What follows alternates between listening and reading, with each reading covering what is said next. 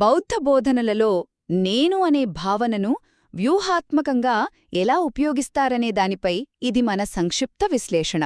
మనమెప్పుడో వింటూ ఉంటాం కదా, బౌద్ధంలో నేను లేదా అహం అనేదే ఉండదని. కానీ మీకు తెలుసా, కొన్నిసార్లు ఈ నేను అనే భావనే ఒక శక్తివంతమైన సాధనంగా పనిచేస్తుంది.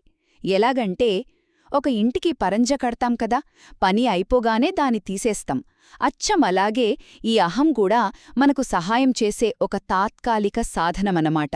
మరి ఈ సాధనాన్ని ఎలా వాడాలి? సరే, దీన్ని సింపుల్గా అర్థం చేసుకోవాలంటే మనలో ఉన్న నేను 3 పనులు చేస్తుందని అనుకుందాం. మొదటిది కర్తగా, అంటే పనిచేసే నేను. సరే, నేను ఈ మార్గాన్ని అనుసరించగలను, నా పనులకు నాదే బాధ్యత అని మనల్ని ముందుకు నడిపించేది ఇదే. ఇక రెండవది భోక్తగా, అంటే అనుభవించే నేను. నేను చేస్తున్న ఈ సాధన వల్ల వచ్చే శాంతిని, ఆనందాన్ని నేనే పొందుతాను అని ఆశించేది ఇదే. ఇక చివరిగా విమర్శకుడు. ఇదొక సూపర్వైజర్ లాంటిదనమాట. మన కర్త పని సరిగ్గా చేస్తున్నాడా, మన భోక్త సరైన ఆనందాన్ని లక్ష్యంగా పెట్టుకున్నాడా అని ఇది గమనిస్తూ ఉంటుంది. కాబట్టి చూడండి, అసలు ప్రశ్న నేను ఉన్నానా లేదా అని కాదు.